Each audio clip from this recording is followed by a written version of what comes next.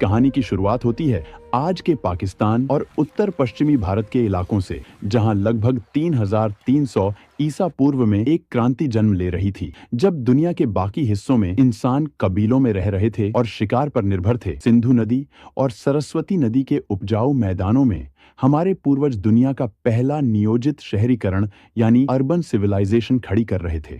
यह सभ्यता 10 लाख वर्ग किलोमीटर से भी ज्यादा इलाके में फैली थी, जो उस समय के मिस्र और मेसोपोटामिया की सभ्यताओं को अगर मिला दिया जाए तो उससे भी बड़ी थी। हड़प्पा और मोहनजोदड़ो जैसे शहर इस सभ्यता के मुकुट थे, लेकिन इन शहरों को खास बनाती थी उनकी प्लानिंग। अगर आप ड्रोन लेकर उस समय ऊपर उड़ते तो आपको नीचे एक विशाल शतरंज की बिसात बिछी हुई दिखाई देती। इसे ग्रिड सिस्टम कहा जाता है। सड़कें टेढ़ी मेढ़ी नहीं थीं, बल्कि एक दूसरे को 90 डिग्री के समकोण पर काटती थीं। मुख्य सड़कें उत्तर से दक्षिण की ओर जाती थीं, ताकि हवाएं जब चलें तो पूरा शहर अपने आप साफ हो जाए। ये इंजीनियरिंग का वो स्तर था जो आज भी दुनिया भर के आर्किटेक्ट्स को हैरान कर देता है। हड़प्पा के इंजीनियरों को ईंटों का जादूगर कहा जा सकता है। उन्होंने निर्माण के लिए एक ऐसा स्टैंडर्ड तय किया था जो पूरे साम्राज्य में लागू होता था, चाहे आप उत्तर में हो या दक्षिण में।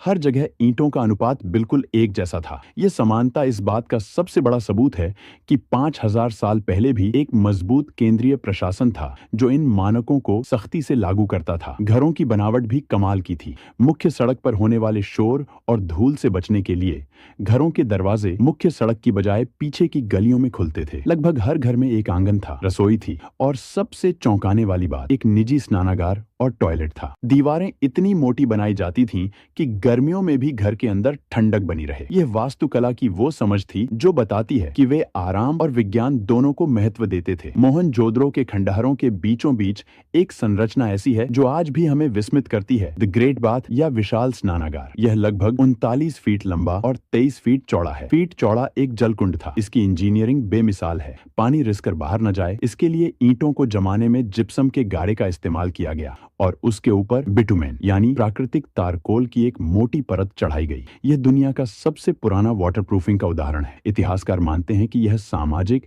या धार्मिक अनुष्ठानों के लिए इस्तेमाल होता था, लेकिन पानी की कहानी सिर्फ यहाँ तक सीमित नहीं थी। गुजरात के धोलावीरा शहर ने तो जल संरक्षण में कमाल ही कर दिया था। यह शहर रेगिस्तान के बीच में था, इसलिए वहां के इंजीनियरों ने बारिश के पानी को इकट्ठा करने के लिए विशाल जलाशय और बांध बनाए। उन्होंने चट्टानों को काटकर ऐसे चैनल बनाए जो नदी के पानी को शहर के बड़े टैंकों तक लाते थे। धोलावीरा का जल प्रबंधन सिस्टम आज भी आधुनिक हाइड्रो इंजीनियर्स के लिए एक केस स्टडी है। हड़प्पा की अर्थव्यवस्था की रीढ़ थी उनका व्यापार, और इस व्यापार का केंद्र था लोथल। गुजरात के तट पर स्थित लोथल में दुनिया का सबसे पुराना जात मानव निर्मित बंदरगाह मिला है। यहाँ ईंटों से बना एक विशाल बेसिन था जहाँ समुद्र से आने वाले जहाज लंगर डालते थे। यहाँ से हड़प्पा के जहाज तांबा, हाथी दांत, मनके और लकड़ी लेकर मेसोपोटामिया, आज का इराक, ओमान और बहरीन तक जाते थे। मेसोपोटामिया के प्राचीन लेखों में हड़प्पा को मेलुहा कहा गया है।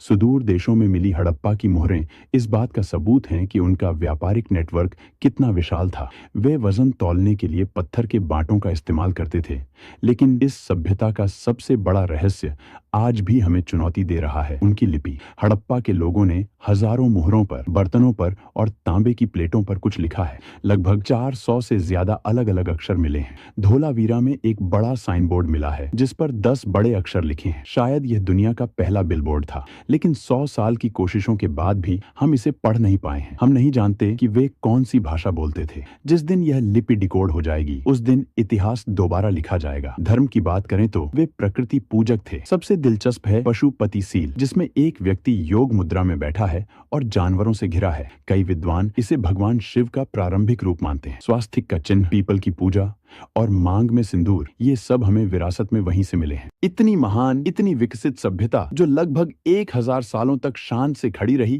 आखिर उसका अंत कैसे हुआ? 1900 ईसा पूर्व के आसपास शहरों में गिरावट आने लगी, नालियां जाम होने लगी और व्यापार ठप पड़ गया। पहले माना जाता था कि आर्यों ने हमला किया, लेकिन अब विज्ञान ने इसे नकार दिया है। असली कातिल था जलवायु परिवर्तन। सैटेलाइट इमेजरी बताती है कि उस समय सरस्वती नदी, जिसके किनारे सैकड़ों बस्तियां थीं, वह सूखने लगी क्योंकि टेक्टोनिक टेक्टोनिक हलचल ने उसके पानी को यमुना की तरफ मोड़ दिया। दूसरी तरफ सिंधु नदी ने अपना रास्ता बदल लिया, जिससे भयंकर बाढ़ आई। मानसून कमजोर पड़ गया और सूखा पड़ने लगा। जब पानी ही नहीं रहा तो शहर वीरान हो गए। लोग अपने शानदार घरों को छोड़कर पूर्व और दक्षिण की ओर गंगा के मैदानों की तरफ पलायन कर गए। वे मरे नहीं, वे बस बिखर गए।